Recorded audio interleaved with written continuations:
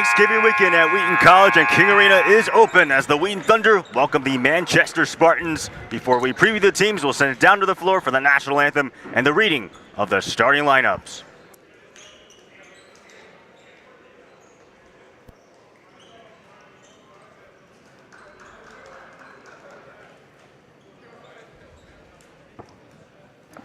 Ladies and gentlemen, at this time, please rise and remove all hats and caps as we honor America with the playing of our national anthem.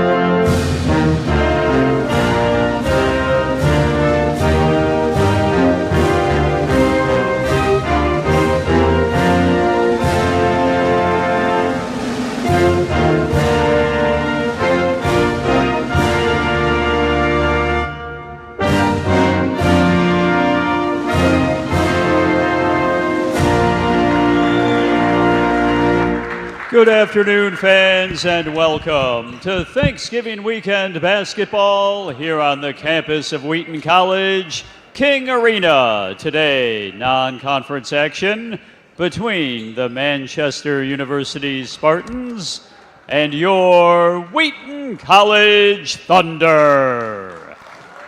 Time to meet the starting lineups, beginning with the visitors in black and gold, the Spartans of Manchester. At a forward spot, 6'2", a senior, Greenwood, Indiana. Number 3, Logan Willoughby. At guard, a 6'3", graduate student from Clintonville, Ohio. Number 10, Zach Sawyer. A senior guard, Converse, Indiana. Number 11, Clay McCorkle. At guard, from West Lafayette, Indiana, a senior, number 13, Bryant Smith. And rounding out the starting five for Manchester, a sophomore forward, Greenwood, Indiana, number 30, Austin Willoughby. Manchester is coached by Nate Conley. And now it's time for the starting lineup for your 2024-25 Wheaton College Thunder. At guard, a 6'2" junior, Fort Mill, South Carolina, number 3, Kyle Neves. At guard, a freshman, 6'2", LaGrange, Kentucky, number 10, Christian Beers. A 6'3", freshman guard, Westerville, Ohio, number 12, Devin Martin. A 6'3", sophomore guard from Northfield, Minnesota, number 20, Soren Richardson. And a 6'4", senior guard, Indianapolis, number 23, Noah Hedrick. The Thunder are coached by Mike Shower. And alongside Nate Frame, dominating Con. Nate, what are you looking forward to in this match? Well, Aiden, I think we're in the midst of the toughest week of basketball in the Division III world. While the Division I teams head off to places like Maui and the Bahamas, D3 teams play in front of sparsely populated arenas. Wheaton took a tough loss to Hope earlier this week. Big bounce-back game today against a team they match up better, but can they guard them from the three-point arc is going to be our question today. And let's roll from King Arena. Manchester coming off their win against Kalamazoo on November 23rd, 90-85. Currently entering this game 4-1 overall. The Heartland Conference. Here's Zach Sawyer driving. Sawyer, mid-range J, no. Going to look for them to be pretty balanced, trying to get Sawyer going in the post. For a team that shoots it well above 40% from three, they're very balanced in how they attack, shooting less than 40% of their shots from beyond the arc. Sawyer almost got a piece of that pass. One more play. Christian Beers, a corner three. Cannot connect. Rebound gathered in by Austin Willoughby.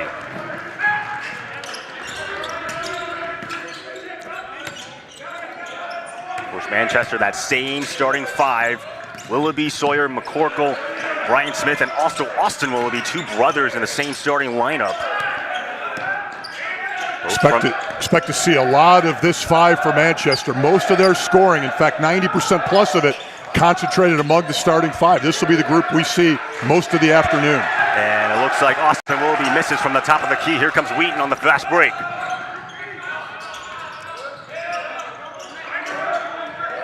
And that pass is taken away. What a nice play by Sawyer. Upstairs, inside, and able to bang it home is Brian Smith. You got to believe the transition game is going to play a big part of this. Manchester will cough up a lot of rebounds off of threes. If Wheaton can get out and convert and control the tempo, it's going to put them in good position throughout this one. Wheaton, meanwhile, coming to this game 3-4, coming off that loss to Hope. 73-46. Pretty good move there by Richardson, the reigning CCIW Athlete of the Week. He has been very effective, averaging more than 22 a game. I think Wheaton's got to try to get him going early and then let the rest of the offense feed off of him. Of course, leading scorer for the Thunder and within that conference of the CCIW. Here's Logan Willoughby trying against Beers, misses though. Back outside, Kyle Neves. Thought about the three, now he pulls, knocks it down. Good discipline by Wheaton. They're pushing it aggressively, but they're not settling for the first thing they see. They're working for good shots. Good game plan. If they can keep that up, it's going to create some good opportunities for them. Of course, Kyle Neves averaging 8.3 points per game at 5 against Hope. Fading away and knocking that one down is Brian Smith. Tough shot by Smith there. However, if they can get them to settle from those step-back 15, 18-footers, Wheaton defense will have done its job.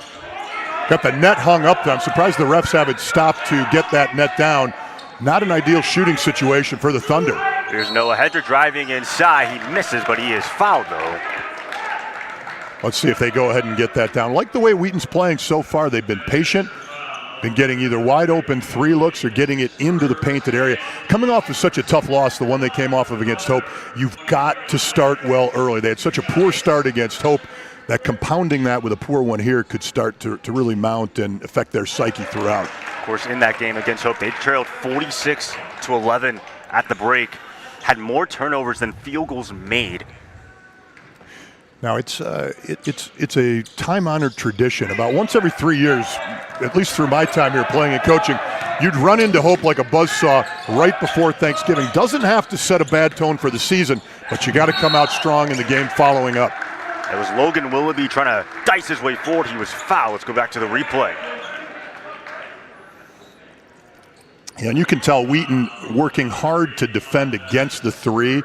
They're going to give up some drives off of that. The critical point there is, can you get the rotation? Can you make them make the extra pass? But I don't mind seeing Wheaton make them give up the three and put it on the boards. Foul goes, I believe, against Kyle Neves for the Thunder as Logan Willoughby, senior out of Greenwood, Indiana, to the free throw line.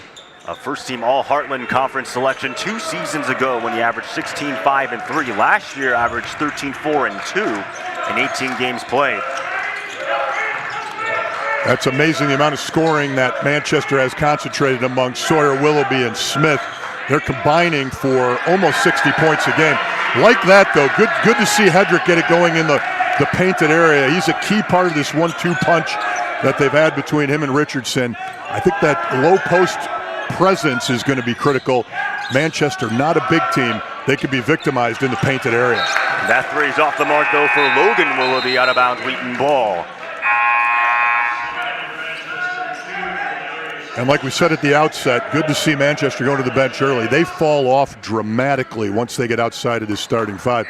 In fact, just beyond that, they're scoring less than 10 points off the bench on an ongoing basis. Really good if Wheaton can make them get into that bench. But there's Wallace is in the ballgame as Noah Hedrick once again bangs it home. You could tell there's a lot of concentration on Manchester's part against what Richardson can do. They brought two men at him, and it left a wide open opportunity for Hedrick. And that was Brian Smith there on that mid-range J. And it seems like Soren Richardson, we talked about this, some scoring gravity, attracts a lot of attention on defenses. No, he really does. And I think one of the things we got to pay attention to early is tempo. If Wheaton can continue to get easy shots, a fast tempo is going to work. If they get in an up and down game with a lot of misses, that's going to play to the advantage of Manchester, who's scoring almost 90 points per game. And how about the hot start from Noah Hedrick, already with 7 points in this ball game. And Sawyer lost it on the ground, picked up by Richardson. Kyle Nebbs, ensuing three, boom goes the dynamite. Nebbs has it going early on. He's had two good looks from three. One right off the pass, one he caught the pass, made the fake and bounced it. Really like the multifaceted threats Wheaton's coming up with here in the early going. Shot 39% from beyond the arc a season ago, which led the conference. Here's now Elijah Davis, gets his own rebound, second try, bangs it home. And that's unfortunate. I thought pretty good defense initially on Davis's first foray into the paint. Absolutely nobody in and around the boards. And again, that's a product of the respect Wheaton is paying to the three-point prowess of Manchester. Manchester averages about 27 3 attempts per game, fourth out of the Heartland, 74th in all of Division III. Here's Noah Hedrick firing from beyond the arc, cannot connect. Don't like that shot. That didn't really come out of a nice flow in the offense. They've been so good moving it around, dumping it in. Let the offense run out of either transition or the post entry.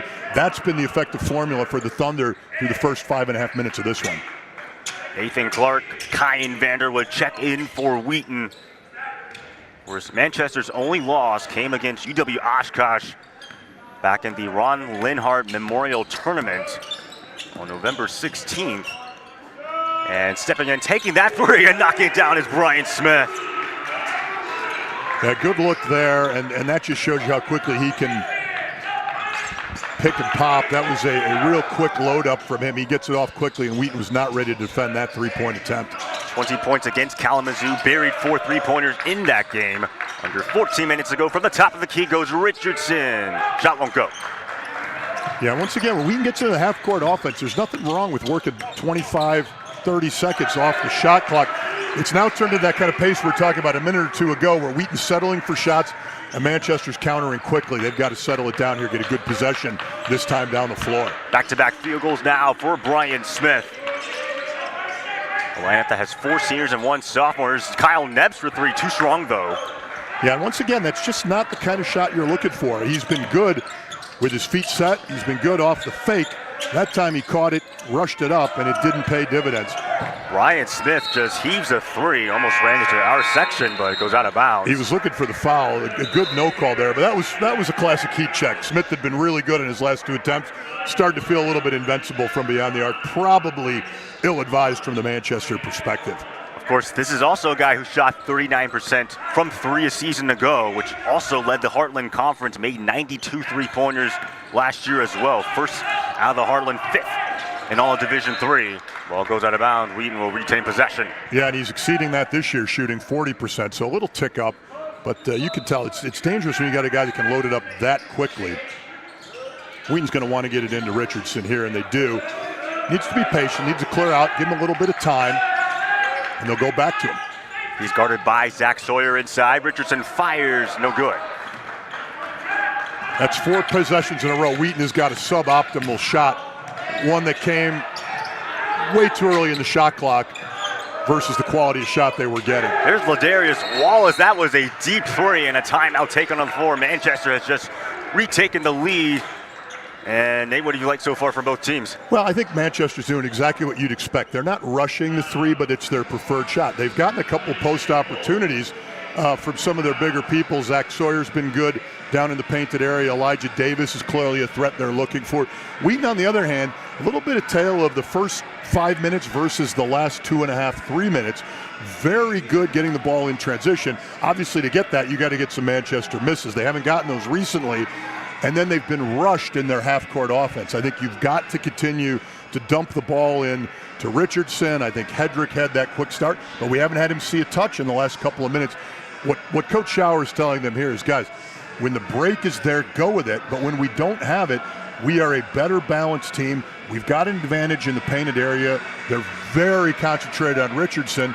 Dump it in, move around, and see what comes off of that. I think we'll see a very good balanced possession from them this time down. Of course, Coach Conley for the Spartans entering his 6th season with Manchester. Last season finished 16-11, back-to-back seasons with the winning record. Of course, this is a team that's actually favored to win the Heartland, make it back to the NCAA tournament for the first time since 2011. I think there's a couple teams in the Heartland that'll have something to say about that. Anderson University off to a good start. They've already gotten a couple of quality wins. I'd say Manchester's record is good, but the best opponent they've played, Oshkosh, is the one they've lost to. That's exactly what they needed coming out of that timeout. Drew up a design set, got Richardson coming off the block-to-block screen. Really nice job. I could see Wheaton going with a couple of sets here these next few possessions that aren't transition-fueled. Oh, great defense there. Nice job by Veers, cutting off the back door. Yeah, they were trying to go inside to Zach Sawyer, going back to that Anderson comment. Manchester lost to Anderson in the Heartland Tournament semifinals, and that one is taken away yet again. Comes Clay McCorkle on the ensuing possession, able to bang it home. Well, Veers coming off that nice play on the defensive end, just spent too much time dribbling that ball.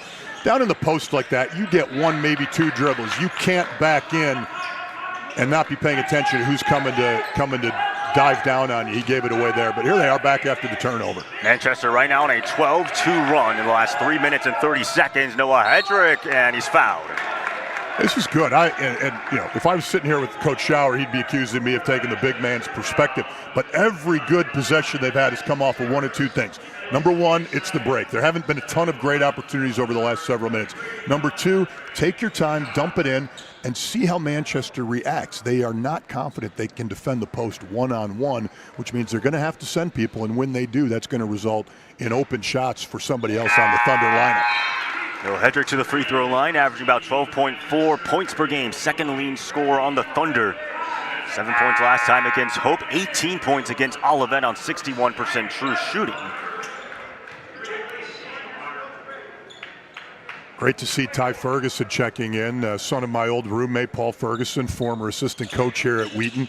Always nice when you get these legacy guys coming up through the program. Of course, Ty Ferguson and former player Nick Chevelle, who used to play for the Thunder, were teammates back in high school. There's a corner three on the way, a little bit too strong, though, for Wallace. And that's all right. Wheaton will give up that look. It was well contested. Tough shot from the corner, and they've got to control the glass. Both of these teams have been out-rebounded by more than 10 rebounds per game by their opponents, so it's a little bit of who can do better at their weak areas. So far, Wheaton's held their own on the glass. Christian Veers, a three, a little bit too strong, though, and the rebound gathered in by Ty Linus, who just checked in. Not a bad look there by Veers, but again, would love to see a little bit more pressure put on the Manchester defense, which includes some dump-ins. Really nice look there. Tough shot by Zach Sawyer, Manchester's leading scorer.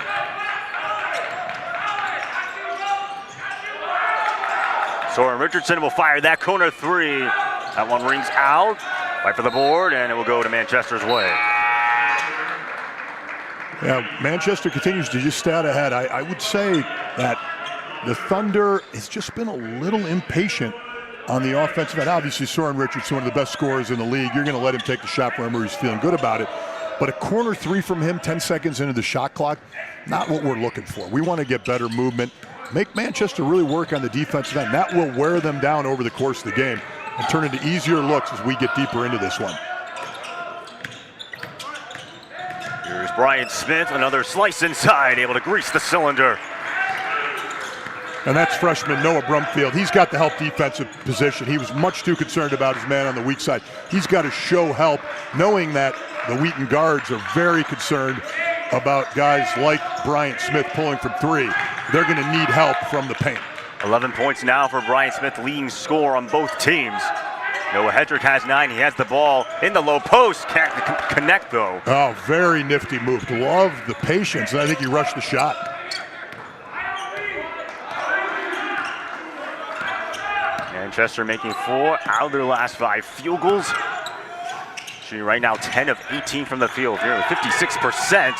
Upstairs for Willoughby, and he's going to be fouled by Kyle Nebbs. Yeah, once again, Nebbs has got to take away the three-point look there, which means you need weak side help. And in that situation, nobody else was within 5 footsteps of the paint.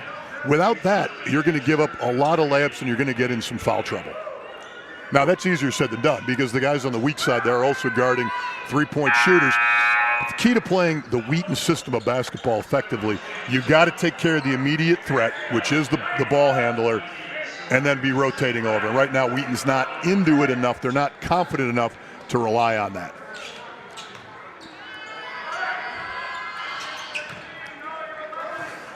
Big trip coming for Wheaton, down 7. They're on the brink of probably needing to call another timeout. They don't score here. Manchester scores again. They're going to need some time to talk it over. Well, the Spartans are there on a 6-0 run. The last 2 minutes and nearly 20 seconds.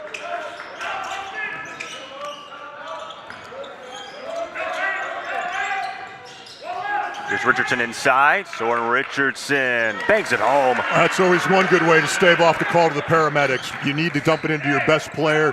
Get one there, and we're back on a healthy track. Let's see if we can get a good defensive stop.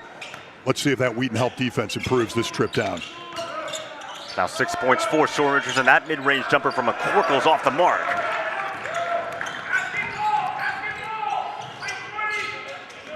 Good patience there by Wheaton. Nothing in the break, so they'll set up the offense. Richardson off the Hedrick screen, looks back to him. Hedrick, ball almost taken away.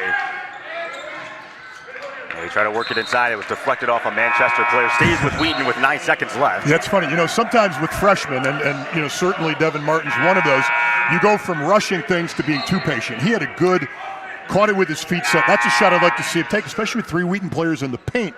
You make it, or you got a really good chance at a second chance opportunity.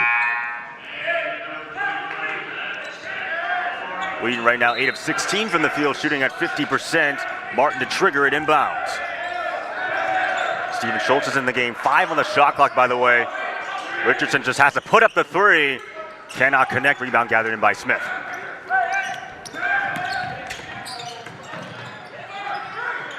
That's better help by Richardson. Good second rotation, and the Thunder live to fight again. Logan Willoughby, meanwhile, able to drain that mid-range jumper. And I'll tell you what, this top 3 from Manchester is dangerous. They can score in a variety of ways. I think Devin Martin was expecting Noah Hedrick to get that pass. Instead, they turn it over. Yeah, that again is just a little bit too rushed. You're just not seeing the kind of poise that a more veteran team with a little bit of more seasoning will show you. Here's Smith guarded by Devin Martin. They try to work it inside to Logan Brace. And a nice feed inside, and it is Brace able to bang it in. And that was a case where Devin Smith was too concerned. Devin Martin was too concerned with Smith, left his man too early, and the help just couldn't get there in time. A lot of Wheaton's issues here are occurring not from the three-point arc, and there's Devin Martin with a good one. We needed that one. But a lot of Wheaton's defensive issues are not occurring off of the 3. It's occurring off things that are happening as a result of the threat of the 3, either open penetration, rotation too soon, or that help defender's man coming open without that second rotation. Zach Sawyer's shot was just off the mark, and here comes Wheaton on the ensuing possession. There's 7:05 now left to go here from King Arena on a Saturday afternoon. Unusual start time at 3 p.m. instead of the typical 7. Oh, I they're hate calling that offensive call. foul. I hate that call. That is such a garbage call. That is a team that has no chance of stopping in the post without serious contact there. And you could see maybe a little arm action. That's a flop. I think you let that go. A little bit of a biased opinion, though, from a guy who's had that called against him maybe 1,000 times in his career. Of course, Brian Smith sold that one well. Manchester has the ball now. That's too bad. That spoiled a good Wheaton possession. They did everything they wanted to do, got it into the post. We're letting the action unfold around it. And then the flop derailed it. 11 points for Brian Smith. Meanwhile, now Logan Willoughby able to knock down that shot. Yeah, you can see it, can't you, Aiden? I mean, this is a team that's driven by this big three of Sawyer, Willoughby, and Smith. They're dangerous in a lot of different situations offensively. Of course, you talked about the fact that both of them can bomb from beyond the arc. We go back to the replay.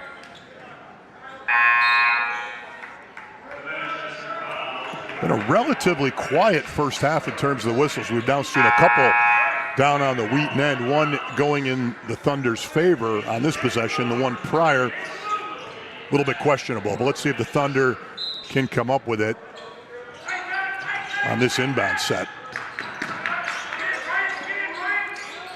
I'd like to see Richardson catch it a little deeper there, but it may not matter. I think he dragged his foot, though, and he did. That's a good travel for Soren Richardson. That's now the 5th turnover for Wheaton. Of course, when you do come in as a 3-point offense like Manchester comes in, what does some of the advantages that it provides for you on offense? Well, there's a lot that it provides. Number one, it really spaces the floor, which means anything that happens in the paint is going to be very much a one-on-one situation. The other thing it does, it allows you to not get too worried about an early deficit. You can close the gap very quickly. That's the second time Wheaton has been a little confused on that down screen action. And that's a freshman point guard. I will tell you, Devin Martin's done a nice job of being a playmaker. He's leading the team in assists, but he's got to be a little more patient. When you run a motion offense, though, it takes some seasoning. It takes some marinating. You have to get accustomed to what your teammates' tendencies are doing. Those mistakes will go away as we get 5, 6, 7 games deeper into this campaign. 8-point lead for Manchester. Make it double figures as Zach Sawyer able to grease the cylinder. Yeah, that was definitely a timeout. Too many easy looks now coming for the Thunder. And I don't think it's the looks, the one-on-one looks like we saw from Willoughby a couple of possessions ago. Those aren't the ones that bother Coach Schauer. It's the ones where their team offense outworks or outsmarts our team defense. Team defense has always been a hallmark of Wheaton. If you look at it, they're holding their teams to about 72 points a game. Generally, below 70 is where they'd like to be. And just like it takes a little while for a team with a lot of young players to learn each other's tendencies on the offensive end, on the defensive end, team defense is all about building trust and being willing to step up and take care of the immediate threat, knowing that your teammate will cover you for something that you just exposed. And right now, you can tell the Wheaton team just doesn't quite have that working yet. Of course, you, I believe, used to play for Coach Schauer, if I'm not mistaken, right? Mike and I played together in the 90s. He was an assistant coach during my last couple of years here. Oh, nice. Do you have any memories from playing with Coach Schauer? I've got a million of them. Most of them aren't suitable for this internet broadcast. One thing I'll tell you about Mike, he is a fiercely competitive guy on one hand, but also an incredibly crafty guy. I mean, he's a 5'9" guard who scored over 1,000 points in the best Division III conference in the country. You've got to be very hard-nosed, and you've got to be very crafty. You got to be a darn good shooter. He was all of those things. Of course, entering his 16th season with Wheaton, currently with 399 career wins. Here's Devin Martin firing from the corner. No, and the rebound gathered in by Austin. I think we're going to stay here. That was a really nice job. That's good offense, first and foremost. Richardson let the defense come in, fired it to the weak side. That was a good-looking three. But nice job by Veers there, as you see, boxing out and drawing the foul. I'm not sure that was a great call, but by the fact that he got the inside position, forced the issue, and Manchester committed the violation. So Austin Willoughby will check out the game. Kyle Nebbs now to trigger for Wheaton. Off the screen, Richardson, 4-3, knocks it down. They needed that one. This one was on the brink of sort of getting away. As you think about it now, we're going into the last 5 minutes of the first half, and a great sniff out by Richardson there. And boy, Brian Smith was sleeping at the switch. Now you got a 5-point game. The goal here is try to get this back to a tie, maybe get a couple-point lead, but you can't let the Manchester margin extend beyond the 5 to 7 points that it is right now. Now 11 points for Soren Richardson. Offensive foul going against the Spartans. Wheaton ball. Well, I haven't been to many Wheaton games this year, but that's probably the best timeout that Coach Schauer's called. They've been really, really good on both ends of the floor over the last minute or so. And now you just got to take advantage of the momentum. I mean, here now you've got a situation.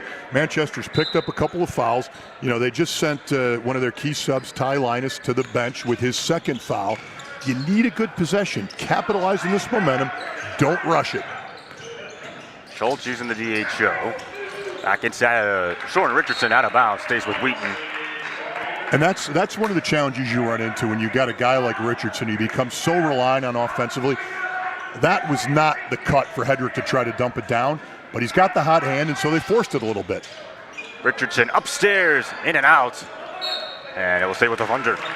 Ball bouncing in the Thunder's direction. The other problem you have with a guy like Richardson, if you look in the replay here, hit shot goes up, you've got three guys standing around assuming it's going to go in. You need to assume, even if you've got a guy scoring 22 a game, you need to assume that every shot is going to be missed. That could have been a nice putback opportunity. Keep working the hot hand. Guarded by Logan Willoughby inside, and they're going to say it's a foul going against the Spartans. And I got to tell you, I'm glad to see the officials called that. They've just made 3 or 4 consecutive calls against Manchester. Poor officiating says, all right, we've just called enough. We could probably call that a block. That was legitimately a foul, and the referees rose to the occasion, made the call. So Soren Richardson now to the free throw line. We just talked about how he's the leading scorer in the CCIW. 15 points against Hope, 29 points against Concordia, Wisconsin, also with 3 steals. But it seems like with a lot more attention being driven on Soren Richardson, forced to do other things, especially on the assist department. No, and he's done a nice job. I mean, he's averaging 2.5 assists a game for a guy scoring at that level. But I think what you'll see over the course of the year is those scoring numbers will probably level out a little bit as teams do more to take him out of it. And those assist numbers, case in point, should go up pretty significantly. That was Noah Hedrick there on the finish for Wheaton. 11 points now for Hedrick. Again, Richardson with 12. If I'm Wheaton, the rest of this half, unless something comes out of transition, I would not have a possession where Richardson does not touch the ball in the low block area. There's Ty Linus from beyond the arc, knocks it down, and ends an 8-0 run in favor of Wheaton. Under 4 minutes now to go. That's interesting. Linus playing in foul trouble. Comes up with the big 3. Let's see if Wheaton does what they need to do. Good cut there. And there's a foul. And that'll put Wheaton into the bonus, which is great.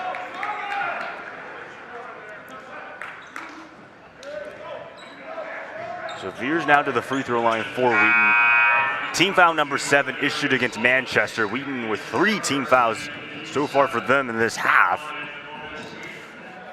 The other superstitious ref comment I'll make is you never like to see the fouls get this far out of balance. 7-3, they're not going to want to go into half with a foul deficit of 8-3, 9-3.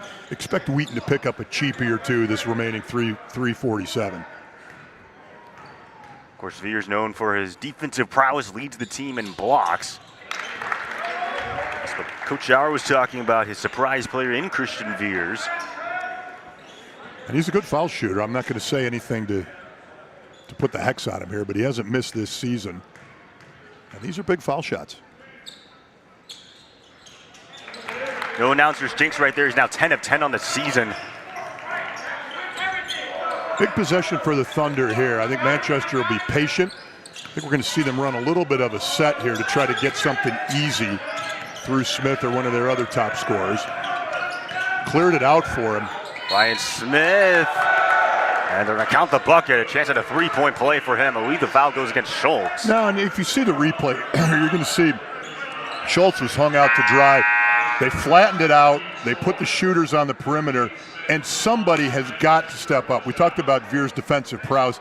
That was not one of his better possessions. He needs to come out towards that second hash mark and take away the drive, make them make that pass. And typically on defense, what they teach you when it comes to helping out a driver? Well, as soon as they've got the corner turned, as soon as he got around Schultz's shoulder, you've got to come up as quickly as you can and just assume that you're going to get the rotation from one of your other defensive teammates. Richardson pass out to Devin Martin.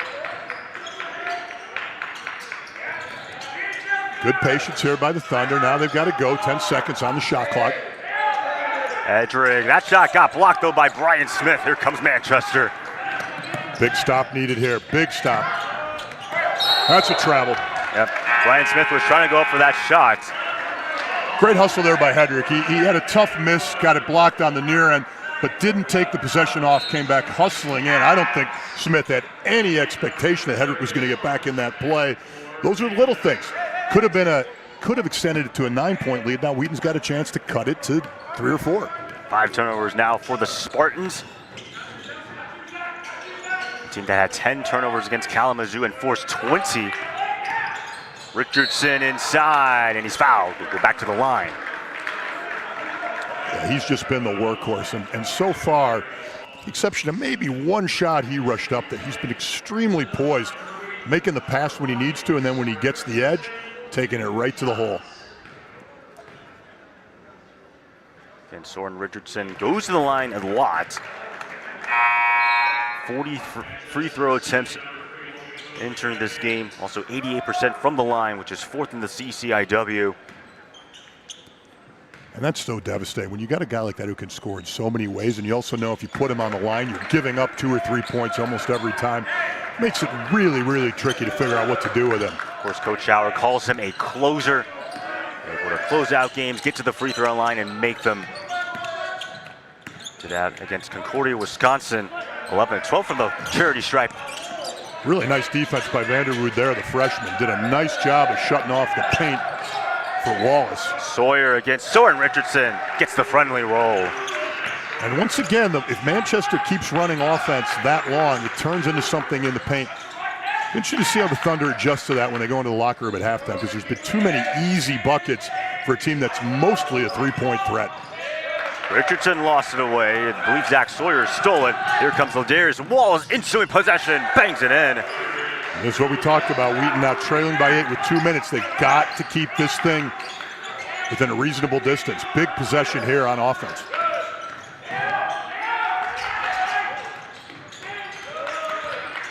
Hedrick trying to drive inside. Noah Hedrick can't get the shot to go. Like that move, tough roll. That touched about 3 different parts of the rim and bounced out. Good move by Hedrick. Good patience. Leading scorer for Manchester, Brian Smith with 14 points. Soren Richardson also with 14 points. Here's Zach Sawyer against Veers. It got blocked. Gets it right back and sent back again by Richardson. Nothing more discouraging than making a great drive the way we saw Sawyer make, and then getting it blocked once by Veers, a second time by Schultz. Really good job by those guys.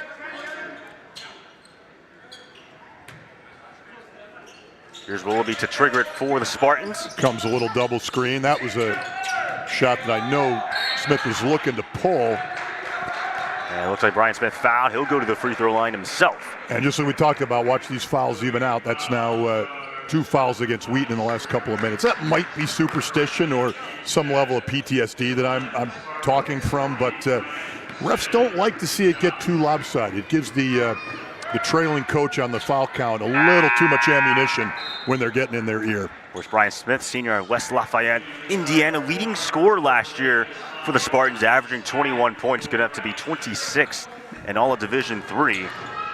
He looks like a guy that grew up in Matt Painter country, doesn't he? His game is modeled after some of the great Purdue multiple threat scorers we've seen over the last 20 years. Of course, also a free throw threat.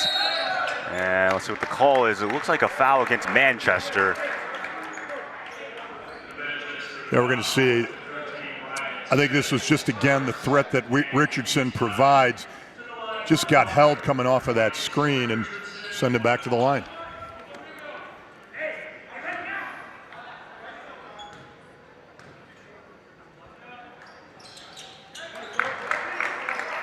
And it's interesting because I had a chance to talk to Coach Schauer, and he made the comparison between Soren Richardson and Nami Adome, who both wore number 20. Of course, Coach Schauer also wore number 20, but he didn't want to compare himself to those two guys. Yeah, not a great comparison. Mike was crafty. These two guys are explosive. They're slippery. They can score in a variety of ways. I would say, Adom was a little bit more explosive. He could pull up and put it in your face, maybe in a different way than Richardson. Richardson, more of a threat from what I've seen in the painted area, but I think it's a pretty good comparison overall. Zach Sawyer was there on that last bucket. Going back to the Soren Richardson, Nami Adome comparison, Coach Schauer talked about their leadership being very important on both squads. Here's Noah Hedrick inside, cannot finish though, but he's fouled. Yeah, Hedrick having trouble finishing the last few. That was a really good curl he did off of that cross screen. As we get another look at it here, I should say off of that back screen. And just couldn't quite finish, but picks up the foul.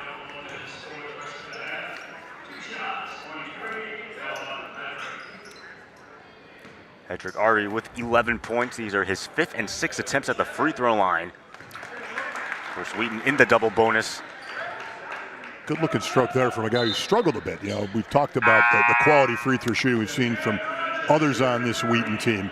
Hedrick has struggled. He's shooting 50% just coming into the game for a Wheaton team that's shooting just shy of 70% overall from the free throw stripe. Those two looked about as pure as you could ask for. Lead cut down to 8. Under 40 seconds to go here in this first half. Saturday afternoon from King Arena. Another non-conference showdown on the CCIW and the Heartland. Manchester had a chance to come down and go 2 for 1, but they're going to take it down and give Wheaton the last shot most probably here. Going to need some weak side help. Here's Ty Linus. No double team comes. Linus upstairs, knocks down the mid-range J. Tough shot from Linus. Shot clock is turned off. Almost lost there by Hedrick. Guarded by Linus. Hedrick pulls from beyond the arc. Cannot connect. Rebound gathered in by Zach Sawyer. And so the Manchester Spartans leading it by 10 at the break, 50-40. And we'll bring you the start of the second half after these messages and a word from the Wheaton Thunder Sports Network.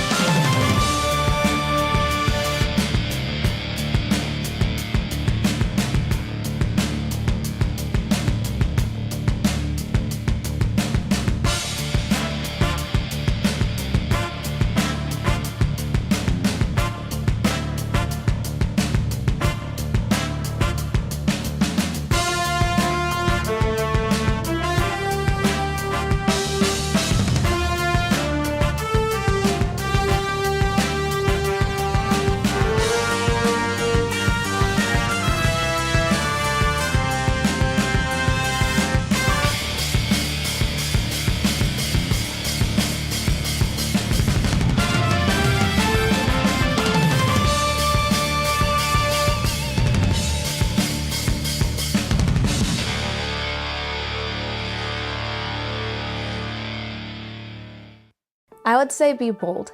There's a lot of people here on campus who want to enter into a relationship with you. So many programs and things to get involved with, but get involved and be bold in that. And also just be unashamed of who you are. Wheaton, there is no perfect Wheaton student. Rather, we're just a bunch of broken, sinful people who are just in pursuit of a perfect God.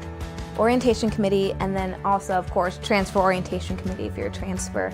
These are people who have been praying for you and are making so many invitations to enter into a relationship with you in that first month being at campus. So I would just say respond to those invitations, and that goes for OC members as well as the faculty and staff that surround them. I'd say the biggest challenge was how lonely it was. When you first step onto campus, you don't have all the friends that you're gonna have. And so it took time to just learn how to make friends again. One of the best pieces of advice I had was to introduce myself to my professors as a transfer, and I was surprised just by how many emails I had from professors just making themselves known. So this is a campus where you're so known and loved.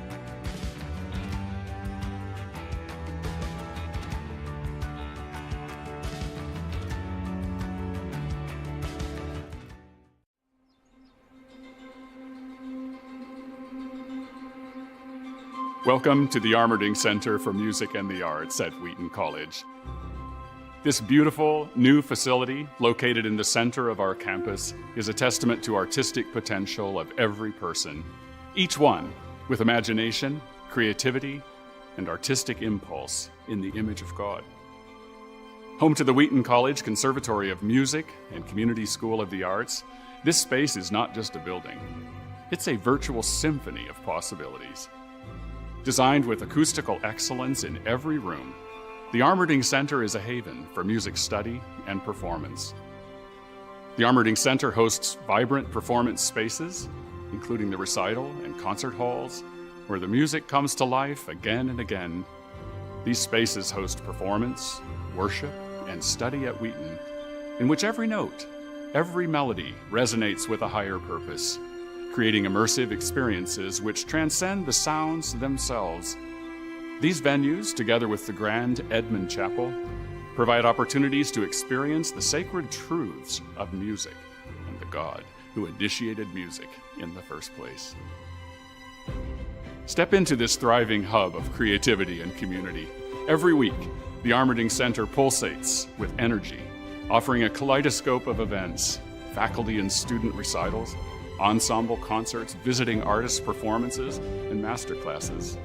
But amidst the excitement, there is deep focus. Our state-of-the-art practice rooms, classrooms, and performance spaces are not just physical structures, but evidence of the college's commitment to acoustic engineering and aesthetic beauty. Over 40 practice rooms, a choral rehearsal room, and numerous classrooms underscore our dedication to the arts and the artists. Our students and faculty now revel in spaces with proper climate control, sound isolation, and ample storage. No longer scattered across 6 different buildings, the Conservatory of Music has found its unified home, a building named in honor of the esteemed Hudson T. Armerding, class of '41, former president of Wheaton College. We are delighted to share with you the Armerding Center. This space supports, encourages, and creates new pathways for artistic engagement.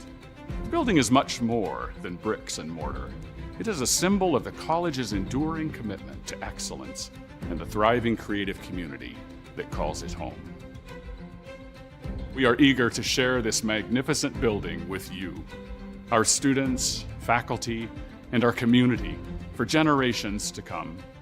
The Armerding Center for Music and the Arts provides endless artistic possibilities for the enduring power of music to inspire, uplift, and unite us all.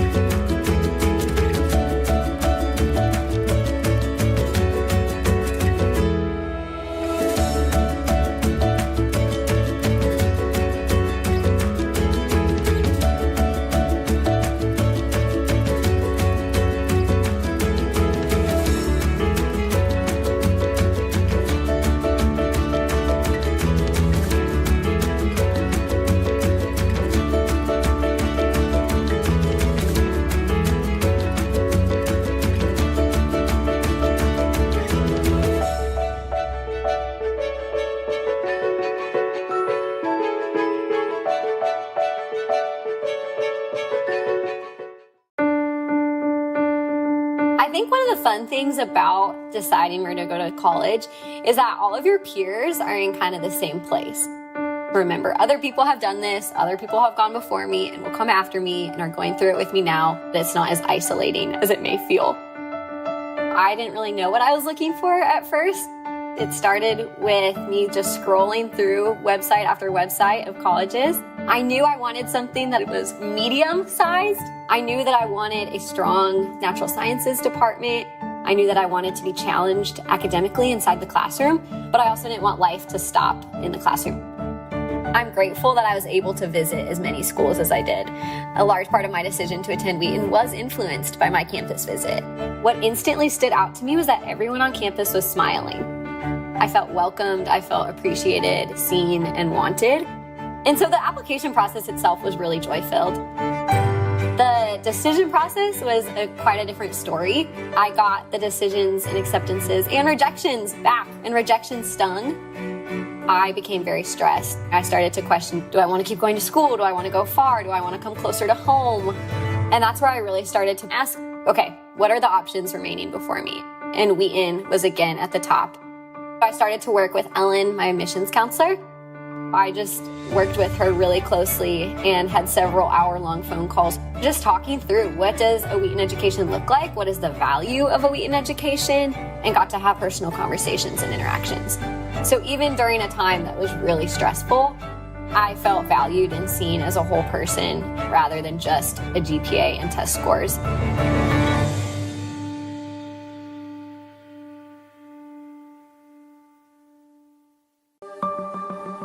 What does it mean to truly be a community for Christ and his kingdom?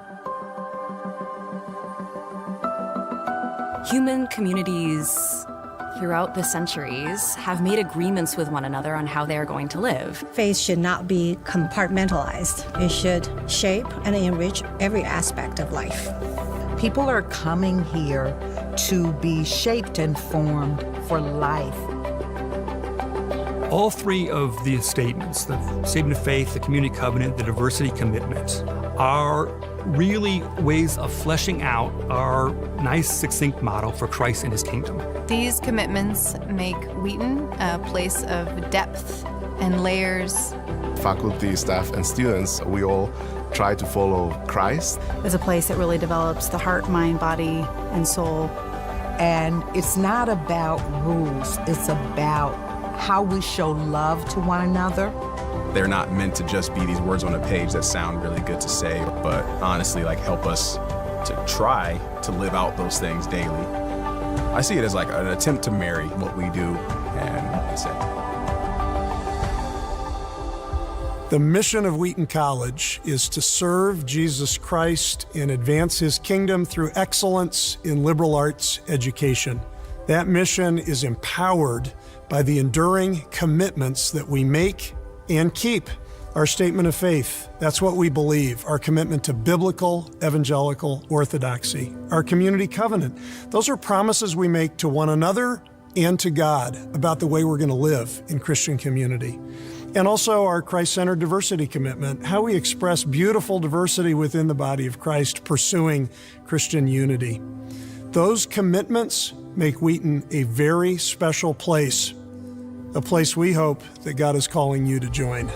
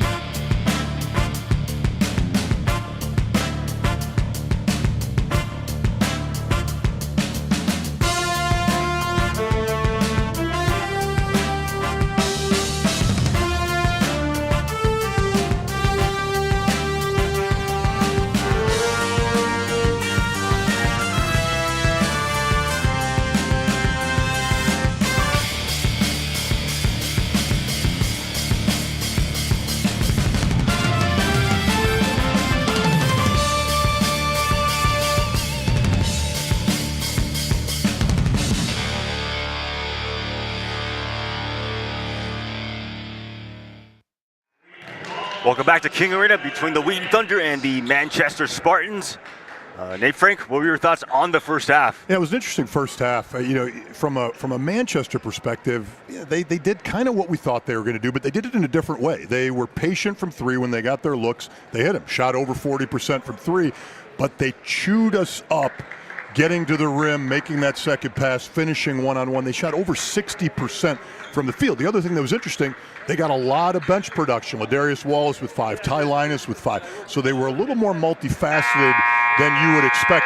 Wheaton, on the other hand, was kind of according to script. You had a big half out of Richardson. Hedrick showed up with a nice half, a little bit of a rough shooting outing for him, but they couldn't get scoring from other places. At times they were too reliant on Richardson, and other times they went away from him. They need to find that balance here to get back in it here in the second half. Of course, the biggest surprise, and we were talking about this at the break, Wheaton's with 0 bench points.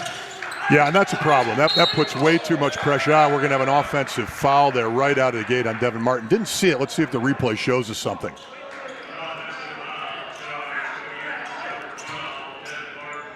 Yeah, we're not going to get another look at it. I think it might have just been an illegal screen or a push-off. That's not the start they needed. But going back to your idea about bench points and all that. Yeah, so you've got a situation where clearly everybody in the building knows Richardson is going to be what makes this offense go.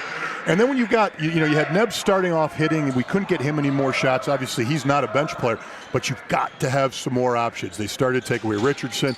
They focused more on Hedrick. And then Wheaton ran out of options pretty quickly. They're going to have to find some other scoring here in this second half. Inside, cutting it loose, it's Austin Willoughby. Greases the cylinder.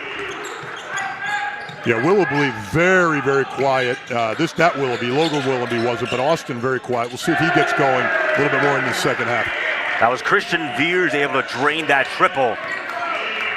Wheaton made 4 3-pointers in the first half. Very important that Wheaton doesn't try to get into an outscore kind of situation to get back in this one. They need 2 or 3 quality defensive possessions, and they can claw their way back into it, but they can't give up second chance points like that one. And that was Brian Smith cleaning it loose after Zach Sawyer missed that jumper. Smith is an impressive player. Does it all for this Manchester team. And inside, they're going to call a foul against the Spartans. And talk about Brian Smith, 16 points, 2 boards, and 1 assist in the first half. Yeah, the other thing that Manchester did, they won the battle of the boards. They out-rebounded the Thunder 17-5. Now, part of that is just by virtue of the fact that they made more shots than Wheaton did, which means Wheaton gave up more defensive rebounds. But Wheaton's got to try to even that margin out as well and get some things off the second chance. Wheaton shot 46% in the first half. Devin Martin, a corner 3, knocks it down. That's beautiful offense. Really, really good job there. Getting in the paint, kicking it out to Martin, and he hit. Didn't hesitate, stroked it with confidence. Whether that shot goes in or doesn't, that's a good offensive possession for the Thunder. Of course, Devin Martin entering this game with no 3-pointers made. Inside, no good, though, for Austin Willoughby. They got to push it. They need to push it. They got good. That was a little bit trouble. They got good chances off transition early on, and then they got away from it. Get in, put the pressure on Manchester. They haven't done that in a while. Back-to-back 3-pointers now. Now Soren Richardson now with 19 points. For Devin Martin has knocked down 2 threes, his first 3s of the season. No, that shouldn't have been a kick. He just dribbled it off his foot. I don't think there was an active intent to kick that ball. Let's take another look at it. That looked like just a bounce pass off of a foot. He might have lunged at it a little bit. Ty Linus will check in for Austin Willoughby. Of course, Linus 5 points in that first half. We have 3 all-conference selections, and Logan Willoughby, Zach Sawyer, and Brian Smith coming back to this team. A very veteran roster for the Spartans. Outside, a wide-open 3 air ball, though, for Logan Willoughby. That was a quick one. That was a little bit quicker than you would have liked. Now Wheaton maybe a little quicker than they would have liked on that end. Almost taken away by the Thunder. But here comes Clay McCord before being poked away by Devin Martin. Inside, Veers cannot finish. Got to finish those. Ball still loose before being taken away, and here comes Zach Sawyer. Sawyer, Euros inside, bangs it in. That was a really good move. And now Manchester wants to talk it over. I think both coaches have to be a little bit upset with some of the sloppiness here. That's got to be a finish. Couple of turnovers. I think what Coach Schauer is going to be telling his team right now is, listen, I like the effort that you're pushing the ball in transition, but we can still be patient. We don't need to give them quick shots that turn into their transition. I think what Manchester's hearing in their huddle is, guys, we are in control of this game. When we run offense, we either get good looks from downtown or we get easy shots in the paint. Let's get back to that. Let's see which coach's message registers more deeply coming out of this timeout. Of course, Soren Richardson leading scorer on both teams, 19 points, but you have Brian Smith, 18 points for him. And then a slew of other scorers have gotten involved. Willoughby with 8 points. Logan Willoughby, I should be specific. Wheaton looking to run a set to get into Richardson coming out of that timeout. Let's see if they can get it as they reverse the ball. Zach Sawyer also with 8 points so far. Here's Martin trying to get his third three of the day. Cannot connect. Richardson offensive rebound. Also can't finish. It's too bad. It was like Martin might have found that stroke, having made his first two of the season. But then you can't give up that easy look coming back in transition. Zach Sawyer just stuffs it. And a stat stuffer he is, leads the team in points per game, rebounds per game, assists, steals, and blocks.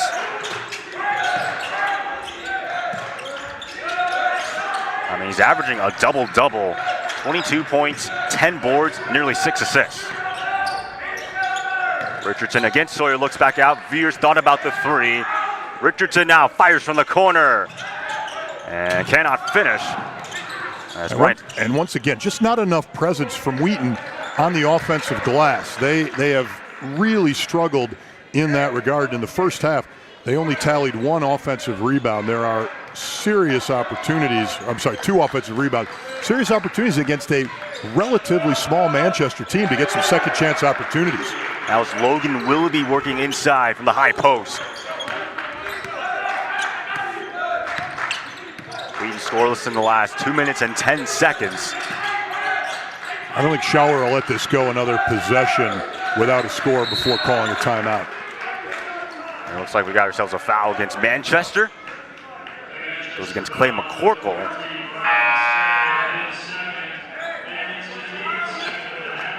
Yeah, they're really doing what they can to rough up Richardson, trying to keep him from making that high weak side post to low strong side post cut. They've committed a couple of violations, a couple of fouls, trying to defend that exact action. Of course, Wheaton did get into the double bonus in the first half. Bit of foul trouble. Richardson, triple team. Wow, able to still bang it in though. And again, triple team. You guys are trying to stay spaced, but as soon as that shot goes up, get to the glass. You've got three guys paying attention, which means there's two guys left to rebound against four Wheaton players. We should be cleaning up in that department. 21 points now for Soren Richardson. A three by Ty Linus, cannot connect. Nets trying to fight for it before being taken away by Linus. He's able to bang it in. Frustrating. Good defense followed by lackluster rebounding and boxing out.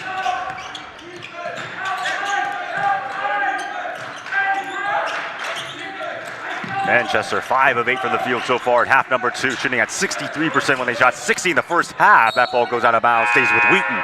Interesting to get another look at this. I think this one should have been a foul or called off of Richardson. I think it got ricocheted off his knee. Let's see if this is 2 times in a row. No, it didn't. Just got knocked out of his hand there. I'm going to wait to the replay before I question any of these calls. Valdez was there on the inbound, 11 to shoot for Wheaton.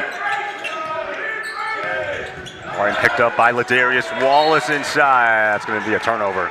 Yeah, and you see why Coach Schauer's frustrated. Martin's frustrated as well. This was a great chance for the screener, Vanderwood, to slip back towards the basketball. That's what everybody expected. But that's what I'm talking about. That's freshman to freshman action. They need to get some chemistry. They need to run motion in game situations. That will improve over the course of this 2024-25 CCIW basketball season. That's now 9 turnovers for Wheaton. Manchester has 6. Willoughby against Stephen Schultz. Ball still on the ground, able to get it right back. Willoughby able to bang it in. And that's at least 4 second chance points, if not 6, for Manchester in the first 5 minutes plus of this half. That has to stop.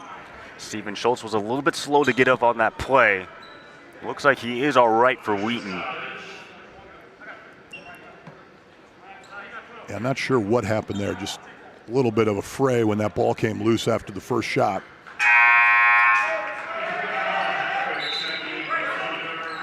Bring Hedrick back in for Schultz, who's still a little shaken up, it looks like.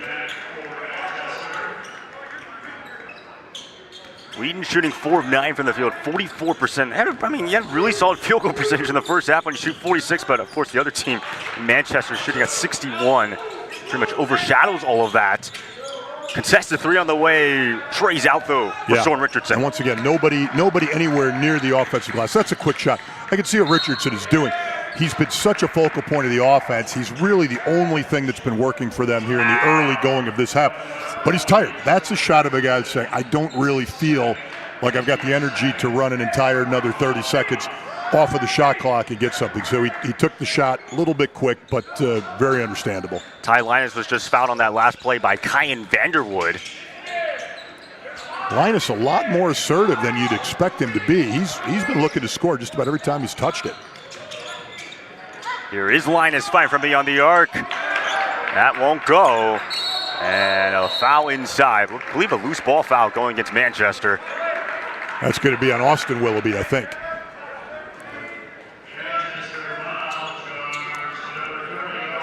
And I didn't see a whole lot there. I thought that was going to be a really unfortunate break with 2 Wheaton players going up to the ball and one of them losing their balance coming down with it. But see if they can take advantage of a good break. Another foul inside. By the way, Manchester 10-2 run in the last 4 minutes and 25 seconds. Yeah, what you'd like to see them do is what they were very effective doing in the first half, which is run a little cross-screen action, try to get it to either Hedrick, if they take away Richardson, or Richardson in the post. And let's see if we can get something easy, which we just did there, coming off a little curl screen on the inbounds. And another timeout is taken. 11-point deficit. Manchester still leads it. I mean, you see Wheaton, you talked about kind of making some plays, but again, it's been Manchester still being able to score and keep that offensive composure. Well, you know, Coach Shower's mentor was also my mentor, Bill Harris, and it was all about defense and rebounding. You don't get back into a game versus a team that's scoring 88 points a game by getting in a run and gun up and down kind of action. And that's what we've seen too much of. It started early on with a couple turnovers coming out of the half. Wheaton needs to settle down, play great defense. Let's force Manchester into some highly contested threes or some tough helped-on penetrations into the paint, make some steals on their second pass opportunities, and then be disciplined without being overly cautious on the offensive end. Now, all that is very easy for us to sit here and say, but Wheaton right now has either been too quick or too reserved. They've got to find, and I hate to use it, but they got to find that Goldilocks just right formula. Don't be so reliant on Richardson, but don't go completely away from him. Don't be so committed to getting the easy look at the paint that you forget about the easy look from 3. All of this is stuff that veteran teams do almost second nature. Wheaton is still trying to find its identity on both the offensive and defensive end in this regard. 3 scores for Manchester in double figures. I mean, Brian Smith, who has 18 points, Logan Willoughby has 12, and then Zach Sawyer with 10 points. And Zach Sawyer, the Heartland Conference Player of the Year a season ago. I mean, you have loaded talent coming back. You barely lose anyone. I mean, you lose Mitch Mendenhall and Coy Hampton, but that's about it for Manchester. We talked about this at the top of the broadcast. All the guys, 4 out of the 5 guys are seniors. The only other guy who's not a senior is Austin Willoughby, who's Logan Willoughby's brother. He's a sophomore. And they play like a veteran team. You know, they take good shots. They have a good sense of what each other wants to do with and without the basketball. And then the other thing is, when Wheaton's made a couple of little runs, they haven't been rattled. They've stuck to their offense. They've taken good shots. This is how veteran teams play basketball. Only 7 turnovers for the Spartans so far in this ball game. Inside, Soren Richardson picked up by Ty Linus. Richardson looks back. Devin Martin, corner 3-pointer. Boom, goes the dynamite. Oh, that just bottled that up. They dumped it into Richardson coming across on the screen. There was really good action. They triple teamed him. You got to pass out to Vanderwood. He smartly, very savvy, made that extra pass and Martin buried it. Just go to that until they stop it. Sawyer, friendly roll. Well, like we talked about at the timeout, you're not going to win this game just running good offense. You're going to have to string 3 or 4 stops together at some point to get back into this one. Ned's looking back outside, Martin, and he's going to be fouled on the play by Zach Sawyer. Good job by Martin. It would have been very tempting to pull the trigger on this, given he had just hit, but he had an attacking defender in Sawyer. I didn't see a ton of contact there, but I think he was going to score it anyway. Foul might actually hurt Wheaton. Fears to trigger for Wheaton. Back to Devin Martin. He will pull and cannot connect. Another foul, and I believe that's going to go against Wheaton. Good, but I love that. Brumfield's in. He's not going to have to struggle with foul trouble. He's not going to play enough minutes to get in foul trouble. Crash, get to the glass. I mean, that was a really good box out. Probably not the right opportunity to go hard, but I like to see a couple of Wheaton guys in the paint contesting the rebound after that miss by Martin. And something that Coach Auer was talking about when I talked to him on Tuesday was the fact that Wheaton, they are undersized. So how do you typically combat that? Yeah, I mean, the only way you could combat the undersizedness is on the defensive end. Everybody has to box out like their life depended on it. I mean, you got to get right down. One of the things I'll say as a bigger guy, when I'd be defended by a guy 6'3", 6'4", he would get way down into my knees. I hated it. Hated rebounding against that much more than a guy my own size. And on the offensive end, it's got to be a team effort. You got to send 5 guys, and eventually you're going to track some balls down out of quickness. Right now, they're not sending enough people to the offensive glass. I believe that was Christian Viers who finished on that last play for Wheaton. Zach Sawyer inside, still able to score. They are really tough. They're not missing when they get good opportunities. Brumfield's 3, that won't go. Here comes Sawyer, but Brumfield will chase it back. Shot clock, no shot clock reset. Rather, there is a shot clock reset. No over the back though. I like how aggressive Martin's been. He's had some streaks where he's been hitting and some where he hasn't. But I like the fact that he's being assertive on offense. That's against Ty Linus in the low post. Back out Devin Martin for 3. That one also rings out. Rebound gathered in by Linus. He's got to keep shooting it. I'm glad to see he shot. He's missed 2 in a row now. The next one comes to him with that kind of feet set action and that wide open. You got to take it. Timeout on the floor. 70-58 in favor of Manchester. And Nate, do you perhaps consider, if you're Wheaton, you talked about some defensive adjustments that need to be made, would you consider perhaps playing zone if you're the I don't think you can go zone against a team like this for 2 reasons. Number one, they shoot the ball too well from 3. You're going to be left with open shooters too often. Number 2, and this is just the basic way Wheaton plays basketball, we don't practice zone as a part of our daily routine. So they've got something you can throw on. You can maybe throw a possession or 2 at them, but going zone against a team that shoots this well when you're a team that doesn't play zone, it's going to be a recipe for disaster. I frankly don't know what you do in this situation. Right now, and we talked about it earlier, Manchester's making a lot of good decisions. When we come out and put ball pressure on, they're going around us. When we help, they're making that second pass. When we don't help, they're finishing at a very high percentage. I think you just have to commit to continuing to be overly aggressive in attacking the 3, taking away the drive. And by the way, this isn't a popular thing to say, but hammer somebody down in the paint. Make them earn it. Make it a little less attractive for them to get into that painted area. Beyond that, though, I don't know that Wheaton's got a real good answer because this team is playing offense against them in a very efficient manner. And we talked about this before the start of the second half. Wheaton had no bench points. They still don't have any bench points. All 5 guys have scored. Meanwhile, Manchester has 18 bench points. Here's a mid-range jumper by Brian Smith. Nothing but net for him. Yeah, I don't know how you say that's a bad defensive possession. He faked twice. He shot an off-balance 16-footer, and he made it. Those are the shots you have to commit to getting them to continue to take.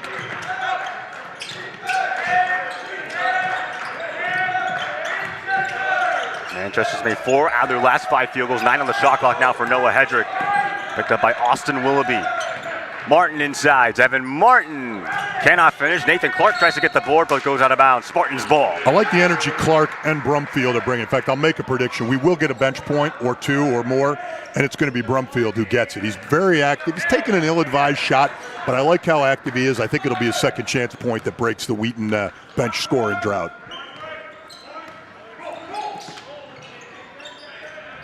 Cross it outside, corner 3, knocks it down. And that's the one you can't give them. He's got to attack harder. That's the way a freshman recovers. He was too afraid of being beat off the dribble. You got to go like your life depended on stopping that 3. Clay McCorkle knocked it down. That's now 9 points for him. Hedrick picked up by Brian Smith. Double team almost comes. Nebs for 3. Also cannot finish. Brumfield tries to get the board. Ball is still loose. And Ned's able to get it back. Good hustle there by Brumfield. He was the one that created this second opportunity for the Thunder. Approaching under 9 minutes now left to go here in the second half. Spartans on a 7-0 run, by the way.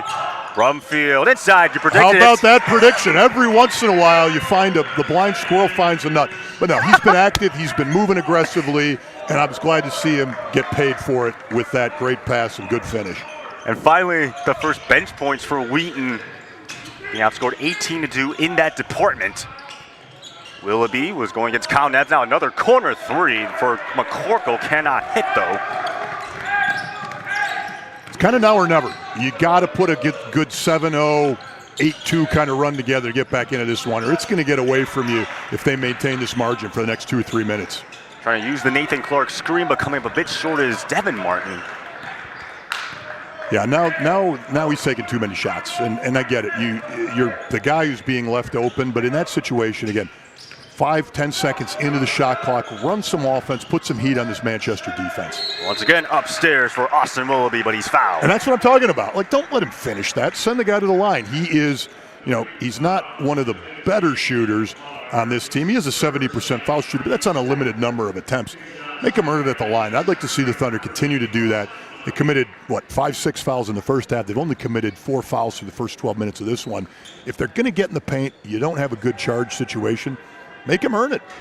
I mean, he was 51% from the free throw line a season ago in 25 games played. Yeah, you're not changing your stripes that quickly. Take that from somebody who knows what it's like to be a bad foul shooter. That's not going away over the course of one off season.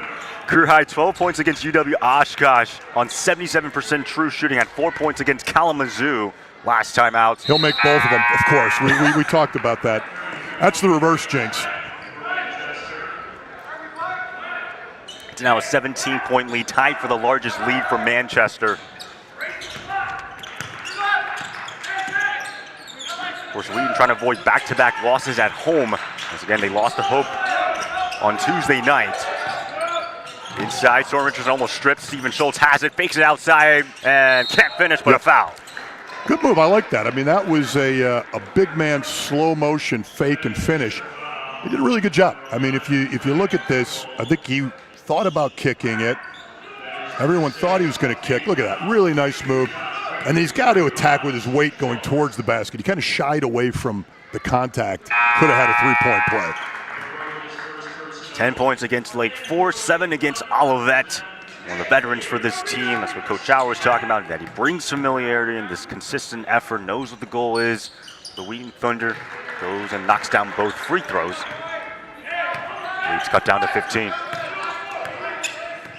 All right, here we go. I won't be a broken record, but we're going to need to string a few stops together. Make them earn it this possession.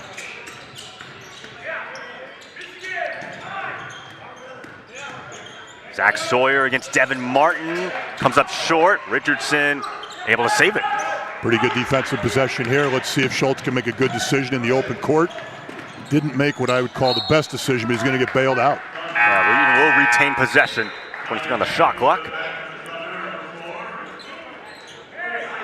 Yeah, and that's, again, it's the fine line between being aggressive, trying to make something happen, and living to fight another day. That would have been a situation where you try to take it, you get a lane, otherwise you back it out, get into the offense, and see if you can get some flow coming out of a post entry. Ladarius Wallace checks in for the Spartans for Logan Brace. Kyan Vanderwood also in. Looks like Richardson might be getting a contact attended to, or did he get a little bit of a slap across the face? In any event, they're working on kind of that eye-nose area. Doesn't seem to be in any amount of pain. Oh, no, he did. He's got a little bleeder going there. I mean, he can still play with the bloody nose. Here's Colin, that's the trigger for Wheaton. Tough being down a nostril, though, when it comes to the endurance side of this thing. Vanderwood against Linus. Vanderwood, too strong. Rebound gathered in by Brian Smith. Once again, you had 3 Wheaton players back 35 feet from the hole when that shot went up, and that rebound came out long. If they're thinking offensive boards, Wheaton's got a second chance opportunity. Brian Smith cannot finish. Here comes Soren Richardson with that bloody nose. Neves pulls for 3. They need it, and they got it. That was big. That was big. This thing's still in reach. Time to play some D. 9 points now for Kyle Nez. All of his field goals have come from beyond the arc. Leads cut down to 12. And leading scorer, Soren Richardson, 23 points on 50% shooting. Linus continues to be aggressive. That's a good shot for them to force. I'll take that one from them all day long, especially given where this game is at, heading into the final 6 minutes. Wheaton right now on a 5-0 run in the last minute and 30 seconds. Dump it into your leading scorer. That's exactly right. Let it clear or kick. Get to the glass. Nobody's getting to the glass.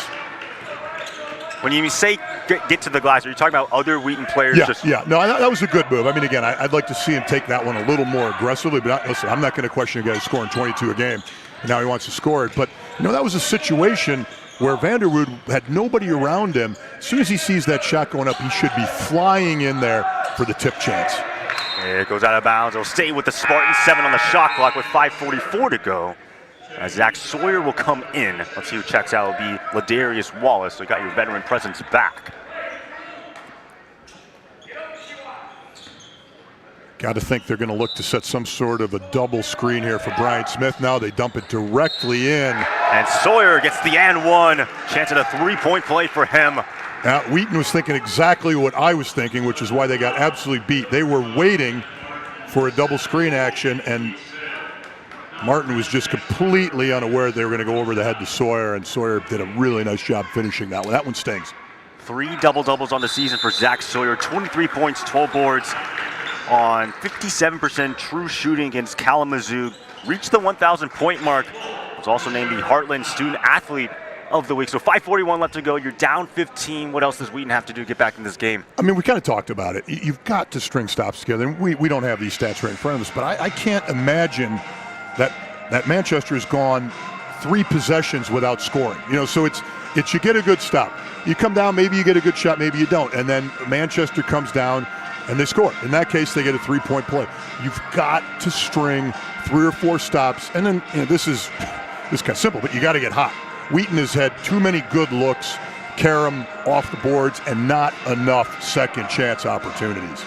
Well, Manchester, they're won their last 5 in field goals. Or Wheaton, you talked about them being hot. They're won their last 4 in terms of field goal attempts. So both teams coming in a little bit cold. Yeah, and neither team has shot it particularly well. Now that said, I mean, Manchester's on pace to score. I'm not great at math, but they're going to score 90, 92 points. That's far too many. I mean, Wheaton, at the clip they're scoring at, Wheaton is going to be hard-pressed to score more than 15, 17 points the rest of the way, which means you have to lock it down. You got to lock it down. You got to put pressure on them, pick them up at the half court, and really try to put them in an uncomfortable situation. And then heaven help us if we give up an offensive board to Manchester. You just can't do that anymore. Manchester has scored 90 or more points in 3 games. Against Heidelberg, they put up 92. Alma, they put up 96. And their last game, Kalamazoo, 90 points. Here comes that set, trying to get it down to Richardson. And they're going to get it to him. They can get it to him almost any time they want. And that's just what kind of action. That was a good decision. I think he got fouled. And that's what they're going to say. He did get fouled. Richardson's doing a nice job. When he catches it down there, he's not rushing it. You'll get a look at it here. All right, no double, no double. Now double shows, but doesn't show with much aggression. That's exactly what you want to do. If Willoughby turns his back and goes to help, then you kick it out to the top. Maybe it's a 3, maybe one more pass. They can do that all day long. They just have to commit to it and then make the right decisions once they do. 24 points now for Soren Richardson's second attempt at the free throw line. And career high 37 points in his first game of the season against Benedictine. Most points since Namie Dome, scored 41 against Wisconsin Eau Claire in the Leaf Fund Classic a couple of years ago. This would be a situation where it might be fun to throw a possession of zone at him and just see what happens. Problem is you give up a 3 and you really got problems. So it really comes down to, can we play good, strong, helping man defense? I'm assuming that with the 2-3 zone, one of the disadvantages is that you give up those perimeter shots, right? That's right. Now we need one in transition. Martin finishes, and all of a sudden, you've trimmed it to 11. Not out of reach, but let's see if we can get. That's now Manchester. I think they've scored once in their last, 5 possessions, once in their last 6. Can we get on a defensive run here? 4:45 now left to go. Saturday afternoon, King Arena non-conference showdown. Fading that one away. Can't finish those, McCorkle. That's a bad shot. You just don't need a shot like that up 11. The fadeaway turn against one of Wheaton's better defenders, not well advised. Dump it in again.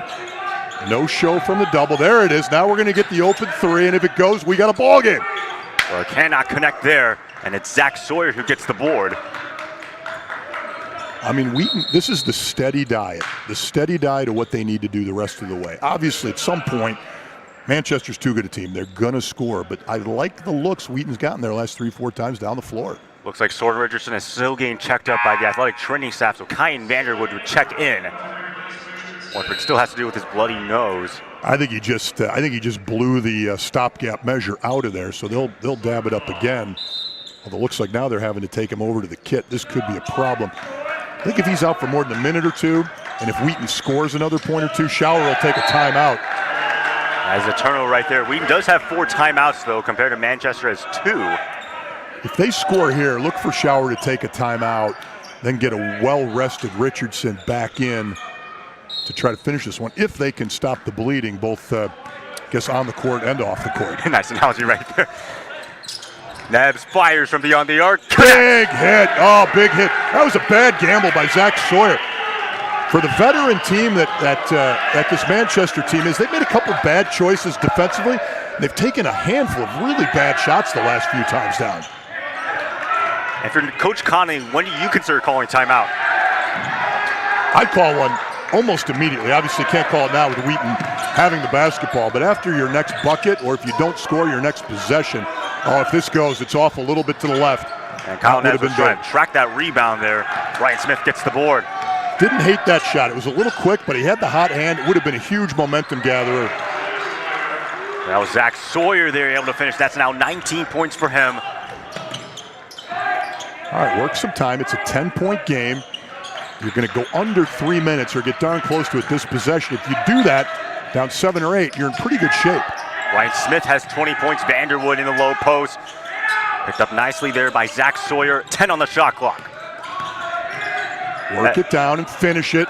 But Hedrick cannot finish. Hedrick, after a good start, had trouble finishing for the last part of this game. But again, nobody there to help clean it up on the boards. And just like that, Logan Willoughby kills the Thunder momentum.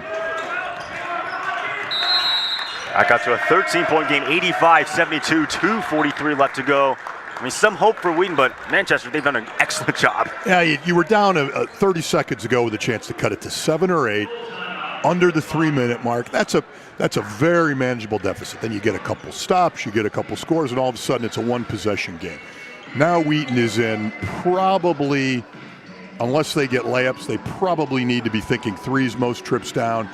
They're obviously not in a situation where you're thinking too much about putting Manchester on the line, but if they get a situation where they're going to give up an easy look to Manchester in the paint, you maybe send them to the foul line, try to extend this game as much as possible. Brian Smith leading the way, 20 points for him. Then Zach Sawyer has 19. Logan Willoughby, 15 points for him.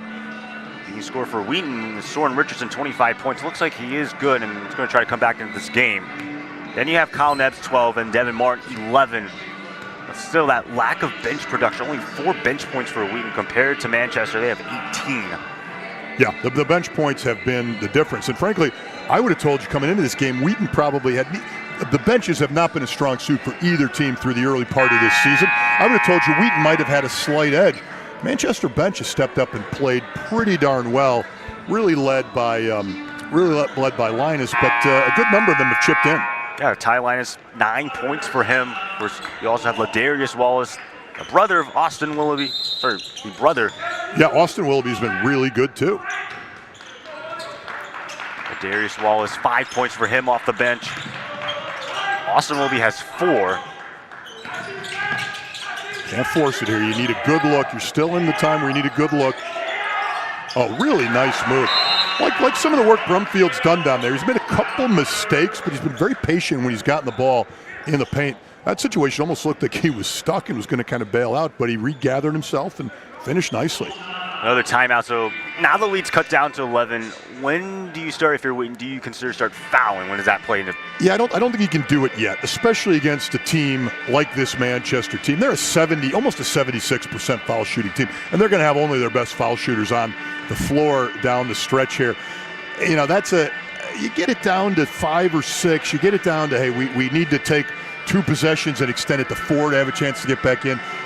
Wheaton, put it this way, Wheaton would be very happy to be in a situation a minute from now where you even start to think about using your fouls strategically. Wheaton with 17 fouls issued against Manchester. They're in the bonus. Manchester's not in the bonus. There's 5 team fouls against Wheaton. Manchester is perfect from the free throw line, 10 of 10. Well, that's the other thing. And I mean, you're hearing all of my terrible superstitions, but 10 of 10, they're going to miss one at some point. They might miss 2. You know, if you get a situation where the ball ends up in the hands of one of their poorer foul shooters, I'm not sure they're going to have their poor foul shooters. Well, Darius Wallace, not a great foul shooter. Austin Willoughby, we talked about. He's hit his 2. He's a 50% foul shooter, which means he should probably miss his next 2. Any of those guys, if they're on the floor, and by the way, they're not on the floor now, big surprise, you might look at fouling. Otherwise, I think you're just going to have to get some stops. It's Willoughby, Linus, Sawyer, McCorkle, I believe also Brian Smith on the floor for Manchester. 2:10 now left to go. 8 on that shot clock. Yep, illegal screen. Oh, you just can't do that. But thanks for doing it.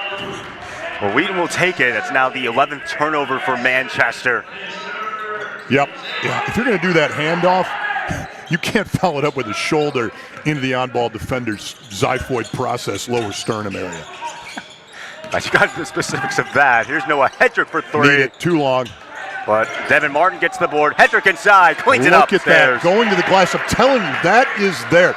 If I was guest coaching at the next Wheaton practice, it would be an hour of offensive rebounding drills, because I think there's an opportunity there, especially with how much attention people pay to Richardson. That means there's not a body on a body for every other Wheaton offensive player when the shot goes up. 6 offensive rebound for Wheaton. Manchester has 7 inside foul going against Wheaton. As Brian Smith a little bit slow to get up, but it looks like he's okay. All right, and that's actually good, because now the next situation where Wheaton commits a foul will be the bonus for Manchester, which is where we're going to want to be. We're still about 4 or 5 points of deficit away from wanting to do that, but now at least we've got the option. We won't have to waste a foul and waste time to get to that situation. 1:28 left. You're probably talking, you can't let Manchester run, more than one more 30 seconds off the clock. And that's the problem there. You really needed to stop. Now you're going to probably, if you hit a 3 here, you play one more defensive possession, then you're going to have to start using the fouls. And we're probably a little bit too far back for that to be a good strategy. Richardson fires from beyond the arc, can't connect. Neves gets the board. Wheaton keeps it alive. Devin Martin for 3. Too strong. Noah Hedrick tries to get it, but now a foul. Ooh, I don't know about that. Let's take another look at that one. I do appreciate how aggressive Wheaton's been on the offensive glass. Where was it, though, for the first 38 minutes of this one? Yeah, he did get away with a little bit of a gentle massage to the small of the back of that Manchester defensive player. So now they put Zach Sawyer to the free throw line, shooting 79% from the free throw line this season. He shot 73% last year.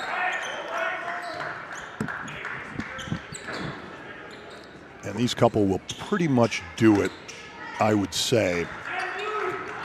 Wheaton will continue to be aggressive, but I would expect them to just let this one wind down.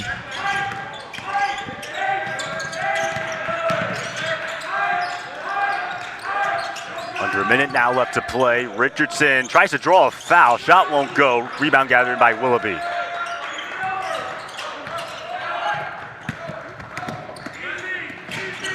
They may commit a foul here just playing tough defense, but it's not going to be an intentional one. Expect Manchester will take this one all the way down. Probably won't go until you get under 7-8 seconds unless Wheaton opens up the Red Sea like they just did there. And now they'll look to counter. Zach Sawyer missed on that last shot. Here's Noah Brumfield now down the baseline. Brumfield bangs it in with 21.3 seconds, but still an 11-point deficit. And Wheaton showing a bit of press, but not fouling. They get over the backcourt. And don't expect Manchester to take a shot. They're going to wind it down. This will be a much shorter trip back to Eastern Indiana with a win. That's not a fun drive to make on a cold November day with a loss. And the Thunder now got some work to do. to try to piece this thing together before conference play starts here very shortly in December. Yeah, Manchester, now they improved to 5-1 on the season, third consecutive win. They'll have Rose-Hulman on December 4th for their next home game. Meanwhile, for Wheaton, second consecutive loss, they dropped to 3-5. Their next game is against U Chicago this Wednesday, I believe. Still looking for first conference play. Their first conference game is against Elmhurst in about a couple of weeks. Leading scorer Zach Sawyer with 23 points, Soren Richardson with 25, but Zach Sawyer 23, Brian Smith with 20. Hopefully we'll take it down for a post-game interview with Coach Schauer. And Coach, take it away. Thanks for coming over, appreciate that. Obviously a tough loss coming off a tough one on Tuesday. To me, and us sitting here, it looked like veteran team versus a team that's still trying to find itself. You want to comment on 100%. that? 100%. First of all, I appreciate what you shared at pregame devotional stuff. It's exactly what we needed to hear, because you start to have what feels like failure, and it's really process. So tonight, so much of tonight was the fact that we have 18-year-olds playing against 23-year-olds, and the COVID guys. We got a lot of mileage out of that when Namie and Cade and Tyson and TJ Askew and all those guys played. So now you could argue we're kind of behind the eight ball a little bit because we don't have those guys and we're playing freshmen, but. I'm told center's kind of doing the same thing, and we saw each other this summer. And I said, actually, I think we're 1 year ahead of the curve. Yeah. Right? Everybody's going to have to go back to the traditional 4-year guys. And we're going to have a lot of experience because tonight, we lose the game by 11, and we certainly gave away 6 possessions, right? At least 6 possessions because of the inability to either know what we're doing or be physical enough in that moment. Right, I mean, we ended up committing, I think, 12 fouls on the night and gave up 89 points. I mean, if you're going to play our defense properly, you should get more than 12 fouls. That's what I say. You got to hammer somebody at some point when they're getting into that paint. Correct, and we just don't have both guys who are physically able to do it. And I don't know that freshmen sort of spend the world very narrow, right? They're just thinking about themselves. Not that they're selfish, but they don't see the bigger picture of Wheaton basketball and sort of the pride we carry, and they can't be expected to. But we had several plays tonight where either things we've worked on that they aren't yet able to see happen in a game that we've talked about, or they're able to see it and they don't have the physical ability to complete the play. Right. So. Well, and your defense requires you to expose yourself to help your teammate, and you have to have confidence that you're going to be helped them by another teammate. So that trust takes a while. How do you continue to guide them through a process without getting comfortable with losing? It's that balance, question. Right? Are you offering a chance? Would you like to come sit on the bench again? I don't know that I know the answer to that. But here's the thing. I've made a calculated decision, which is we might be moderately more competitive if we played a different defense, just zone and try to survive. But I think the long-term impact of that would be negative. I really do think we have a very good basketball team in the future. I think when you watch Devin Martin play and Christian Veers and even Soren, right? I mean, Soren's in his 8th game as a sophomore. Right. I think and I know how recruiting's going. So I know some of the things people are going to tell me don't exist. I know they're coming. So I really like where our future is if I can sort of keep us positive. So, and we'll see. Good. Well, Coach, thanks for being here, and good luck after this next one. Well, thanks for joining us from a rather vacant Thanksgiving break, King Arena, and we'll see you next time on the Thunder Sports Network. Take care, everybody.